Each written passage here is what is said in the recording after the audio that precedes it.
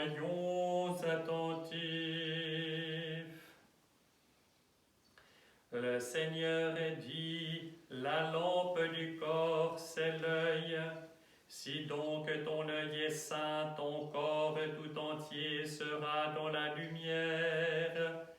Mais si ton œil est malade, ton corps tout entier sera dans les ténèbres. Si donc la lumière qui est en toi est ténèbres, quelle ténèbres ce sera? Nul ne peut servir de maître, ou bien il haïra l'un et aimera l'autre, ou bien il s'attachera à l'un et méprisera l'autre. Vous ne pouvez servir Dieu et l'argent. C'est pourquoi je vous dis, ne vous inquiétez pas pour votre vie, de ce que vous mangerez ou boirez, ni pour votre corps de quoi vous le vêtirez. La vie n'est-elle pas plus que la nourriture et le corps plus que le vêtement? Voyez les oiseaux du ciel, ils ne sèment, ni ne moissonnent, ni ne recueillent dans des greniers, et votre Père céleste les nourrit. Ne valez-vous pas beaucoup plus? Qui d'entre vous d'ailleurs peut, à force de soucis, ajouter une coudée à la longueur de sa vie? Et du vêtement, pourquoi vous inquiétez? Observez les lys des champs comme ils poussent, ils ne peinent ni ne filent. Or je vous dis que Salomon lui-même, dans toute sa gloire, n'a pas été vêtu comme l'un d'eux. Et si Dieu revêt de la sorte l'herbe des champs qui pousse aujourd'hui, et demain sera jeté au feu, ne fera-t-il pas bien plus pour vous, gens de peu de foi? Ne soyez donc pas en souci, ne dites pas, que mangerons-nous, que boirons-nous, ou de quoi serons-nous vêtus? Ce sont là toutes choses que recherchent les païens. Votre Père céleste sait bien que vous en avez besoin. Cherchez d'abord le royaume de Dieu et sa justice, et tout cela vous sera donné par surcroît. En ce temps-là, Jésus, descendant de la montagne avec ses apôtres, s'arrêta sur un plateau où se trouvait une foule nombreuse de ses disciples et une grande multitude de gens venus de toute la Judée et de Jérusalem et du littoral de Tyr et de Sidon pour l'entendre et se faire guérir de leur maladie. Ceux que tourmentaient des esprits impurs étaient guéris eux aussi, et toute cette foule cherchait à le toucher, parce que de lui sortait une force qui les guérissait tous. Alors il leva les yeux sur ses disciples et dit, « Heureux vous les pauvres, car le royaume de Dieu est à vous. Heureux vous qui avez faim maintenant, car vous serez rassasiés. Heureux vous qui pleurez maintenant, car vous serez dans la joie. Heureux serez-vous si les hommes vous haïssent, s'ils vous frappent d'exclusion et s'ils insultent et proscrivent votre nom comme infâme à cause du Fils de l'homme. Réjouissez-vous ce jour-là et tressaillez d'allégresse, car votre récompense sera grande dans les cieux. Gloire à toi, Seigneur, gloire à toi.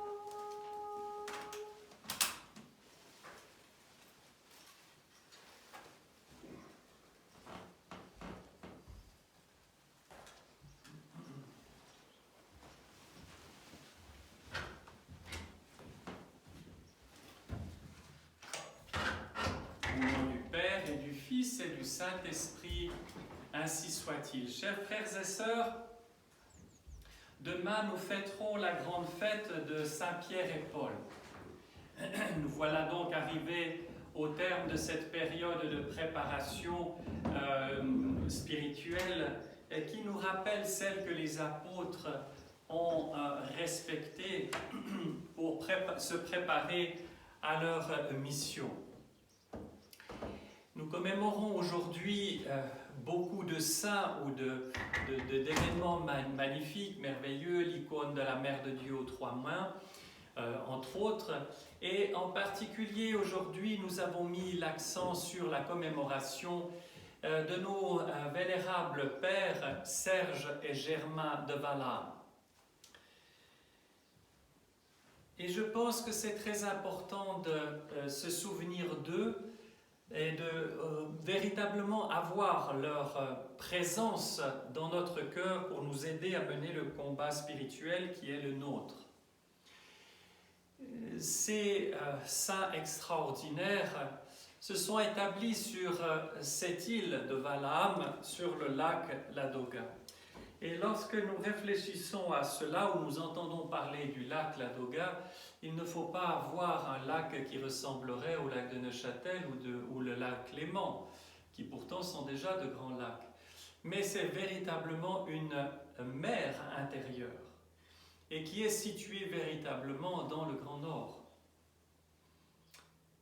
Chers frères et sœurs, en ce temps-là, des gens ont voulu chercher le désert, la solitude du désert, le moyen d'être seul face à Dieu pour mener le combat terrible, redoutable contre les passions, pour purifier leur cœur. Et les gens de la Russie du Nord n'avaient d'autre choix que d'aller plus au nord encore. Et nous savons bien quelles sont les conditions de vie extrêmes qui peuvent être celles de ces régions-là. Et nous ne sommes pas, encore une fois, au XXIe siècle, comme maintenant, où on prend le bateau, on traverse cette mer redoutable, certes, et puis on arrive à Valaam et on arrive sur cette terre véritablement bénie. Il faut penser aux moyens que l'on avait au XIVe siècle, et d'après ce que l'on sait, ces îles étaient déjà habitées par de saints ascètes bien avant. Donc, ce que je veux dire par là, c'est qu'il y a un effort spirituel, un effort de toute la personne, un effort corporel qu'il faut mener parfois pour véritablement nous sortir de notre train-train quotidien, si vous voulez, pour que se rétablissent en nous les véritables priorités, la véritable mesure de ce qui doit être accordé à chaque aspect de notre personne. Et les lectures que nous avons entendues, les deux de l'Évangile, les deux péricopes de l'Évangile, mais avant les deux de l'Épître, étaient tout à fait éclairantes là-dessus. Nous ne devons pas craindre les afflictions, nous dit saint Paul dans son épître aux Romains. Nous venons de l'entendre. Et nous sommes dans une période où il y a énormément de craintes, de peurs de toutes sortes. Nous ne devons pas être abattus par l'affliction. Et l'affliction, je vous rappelle que ce mot, dans son sens premier, ça n'est pas juste un abattement, une peur, une tristesse. C'est une tristesse spirituelle. On pourrait la rendre voisine ou apparentée de l'acédie. La tristesse spirituelle, c'est-à-dire la façon la plus terrible, la plus redoutable de la tristesse. Lorsque l'âme se laisse véritablement prendre par cette forme-là de tristesse, elle peut arriver au désespoir. Donc, il ne faut pas se laisser saisir par cette tristesse-là, parce qu'elle ne vient, elle n'est pas si vous voulez, de ce genre de tristesse que l'on peut avoir de compassion du cœur qui saigne avec celui qui souffre. C'est une tristesse qui est vide, qui est remplie de vacuité. qui n'est pas accompagné de la présence de Dieu. Et il ne faut pas se laisser abattre par les circonstances et les difficultés, parce que c'est tout cela, tout ce que nous vivons, les joies, les peines, les accomplissements, comme les difficultés, tout est placé sous le regard de Dieu. Et tout ce qu'il permet ou ne permet pas, toutes ces choses-là sont là pour nous aider à progresser spirituellement. À nous de saisir l'occasion pour en tirer le plus grand bien. Et là, saint Paul nous dit qu'il faut faire preuve de patience. Il ne faut pas nous révolter, parce que la patience, qui est liée à la persévérance, nous permet d'éprouver la fidélité. Quand souvent les saints pères expérimentés dans le combat spirituel nous parlent de cette patience et de cette fidélité, ils parlent de la fidélité dans les petites choses.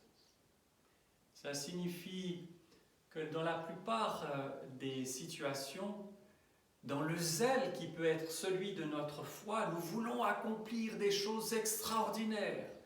Nous voulons, parce que nous avons été peut-être touchés par la grâce de Dieu, par l'amour de Dieu, nous voulons prier sans cesse, nous voulons faire des offices extrêmement longs, nous voulons jeûner comme c'est pas possible.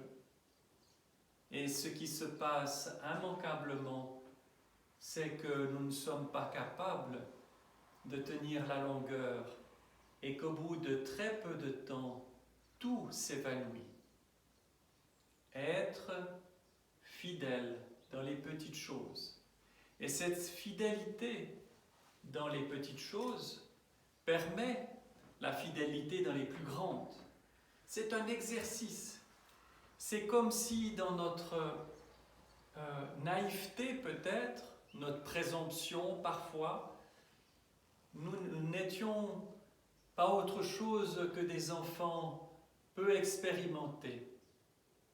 L'expérience spirituelle nous apprend cette capacité de l'artisan à ne pas voir le résultat immédiatement, mais à travailler sans cesse, et petit à petit, de cette masse que l'artisan travaille, apparaît l'objet qu'il avait en tête, et il soigne son travail pour faire de ce morceau de bois, peut-être, de cette masse de métal, ou que sais-je, quelque chose d'extraordinaire et d'unique. Notre âme est extraordinaire et unique. Travaillons-la avec les vertus. Et cette fidélité engendre, toujours en suivant saint Paul, l'espérance. C'est-à-dire, pas une espérance vague dans quelque chose de fumeux, mais une espérance inébranlable dans notre salut. C'est-à-dire que jamais, jamais, jamais Dieu ne nous abandonnera, qu'il nous sauvera comme il pensera, cela nous dépasse complètement, mais qu'il nous sauvera. Nous savons en qui et en quoi nous croyons. Ce ne sont pas des chimères.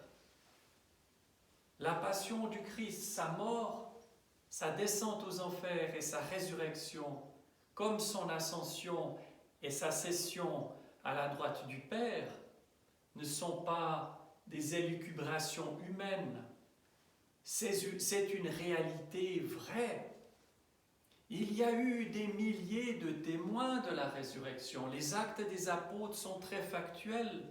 Nous le savons, décrivent simplement ce qui s'est passé. Et cette irruption de la vie véritable, du donateur de vie dans ce monde blessé de mort, a été un bouleversement unique, qui ne se reproduira jamais, parce qu'il ne peut se reproduire, parce que tout est accompli maintenant. À nous de mener ce combat simple, méthodique, précis, Et cela est animé par la foi.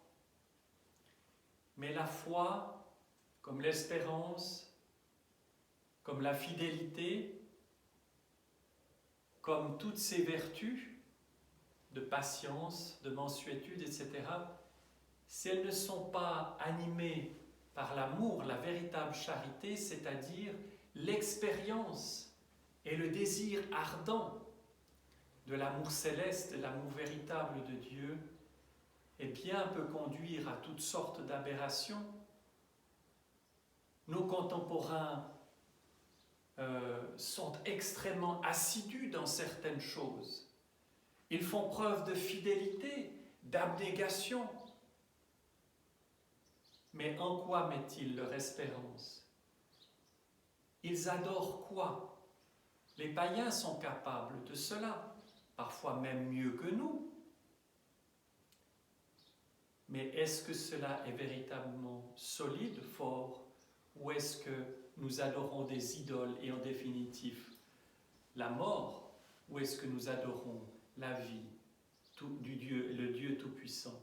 Alors, chers frères et sœurs, dans cette période difficile que nous connaissons, dans cette période aussi un petit peu particulière que notre pays traverse, où les choses semblent aller mieux, ne nous précipitons pas dans l'étourdissement du relâchement de l'épidémie en se disant « Ah ben voilà, maintenant oublions tout, faisons la fête ». Restons mesurés, restons précis, restons artisans de notre vie intérieure. Et chaque chose sera à sa place. Et ainsi, il n'y aura pas de débordement à l'intérieur de nos âmes. Il n'y aura pas d'inquiétude qui ne soit capable de nous désarçonner. Et ainsi, nous mènerons le bon combat. Celui que les saints ascètes ont mené, celui animé par cet amour de nos pères, Serge et Germain, et tous ceux qu'ils ont engendrés dans la foi. Tous étaient leurs missionnaires qui est parti de Valaam et qui a été jusqu'en Amérique du Nord. Vous imaginez, au XVIIIe siècle, tous ces moines qui sont partis de Valaam, la Carélie, n'est-ce pas, quasiment la Finlande, jusqu'en Alaska, sans route, sans bateau, sans avion, etc., ils ont mené ce combat-là et ils ont illuminé ces peuples qui avaient soif de Dieu. Alors, chers frères et sœurs, ces exploits-là ne sont absolument pas révolus. Ça n'est pas le temps jadis, ça nous est offert aujourd'hui aussi. À nous d'être animés de cet enthousiasme, à nous d'être animés de cet amour, à nous d'être animés de ce goût très fort du travail bien fait dont on parle si souvent à propos des Suisses. Eh bien, ayons cet amour du travail bien fait pour notre âme. Et nous verrons que non seulement le Seigneur nous sauvera, mais que le monde entier le sera si nous menons ce combat-là. Au nom du Père et du Fils et du Saint-Esprit, ainsi soit-il.